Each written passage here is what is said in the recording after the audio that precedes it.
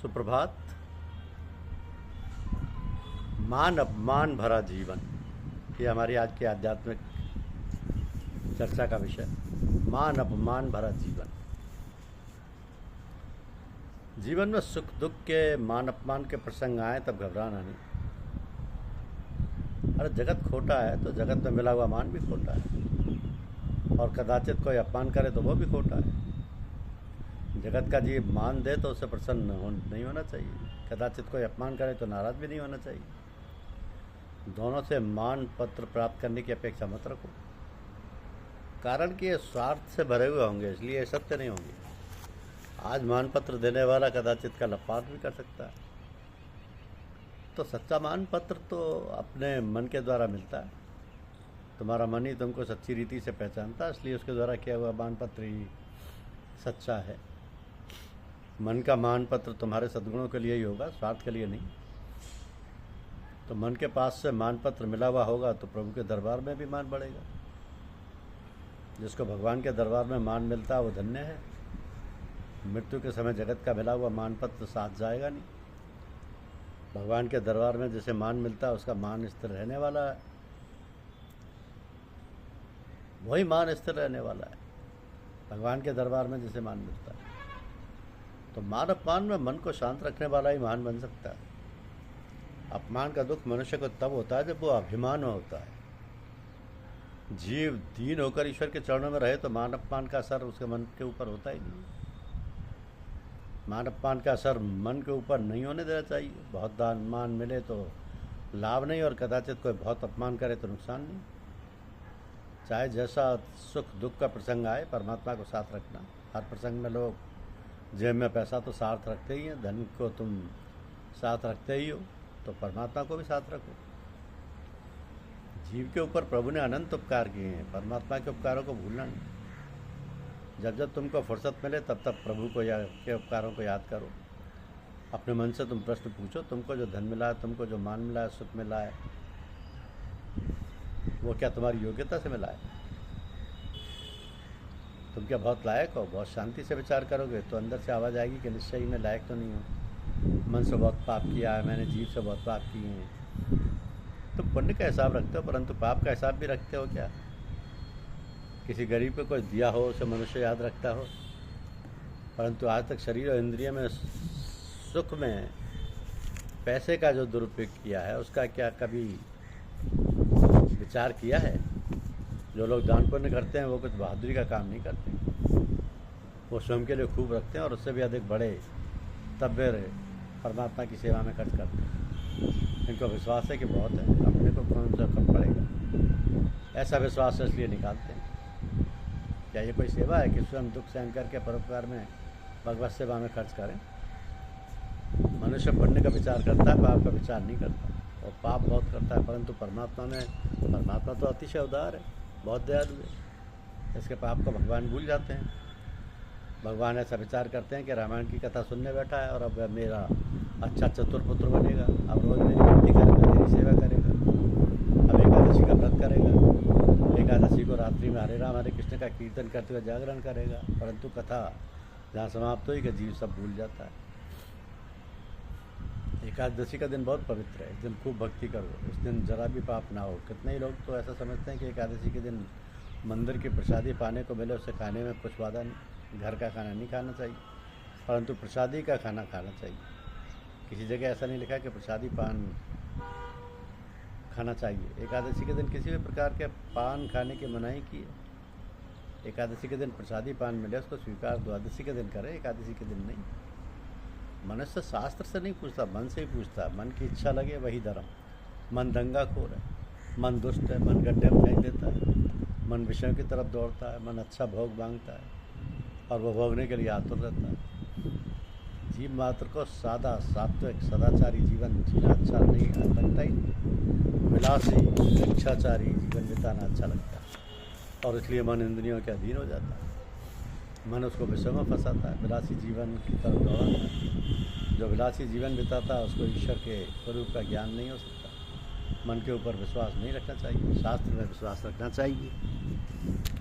यह जीव बारंबार पाप करता है, परंतु परमात्मा तो भूल जाते हैं।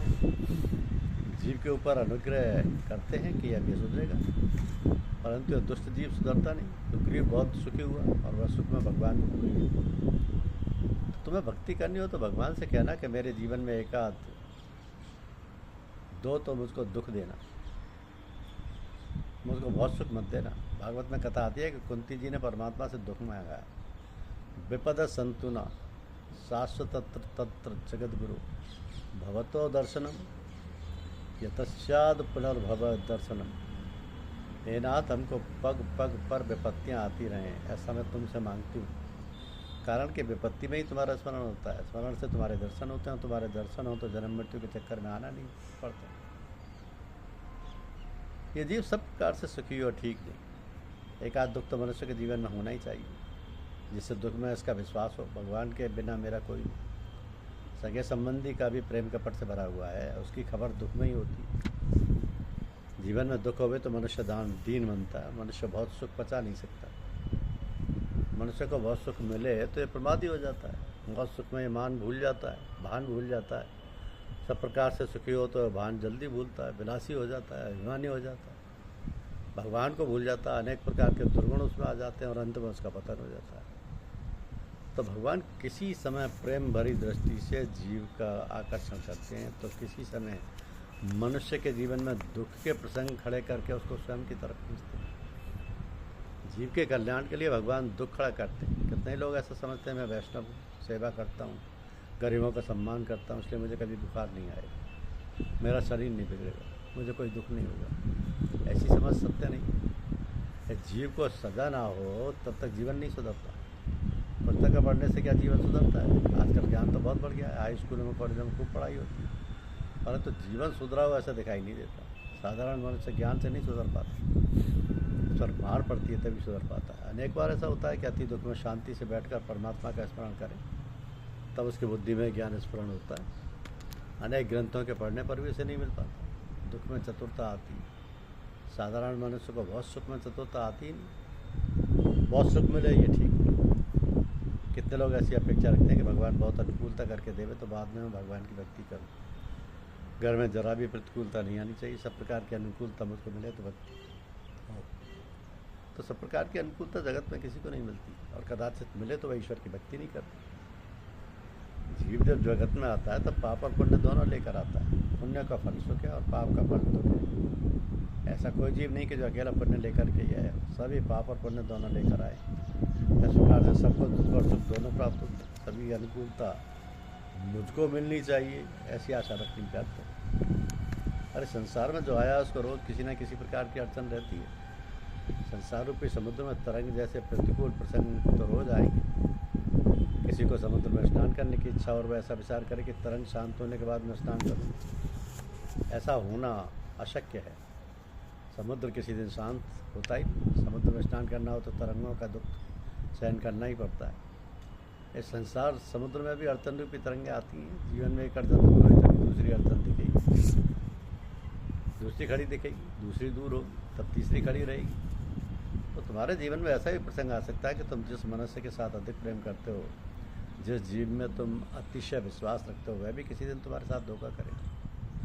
प्रारब्ध के अनुसार जीव का स्वभाव भी बदलता है। तुम्हारा और उसका लेन देन का संबंध पूरा होने पर वो करेगा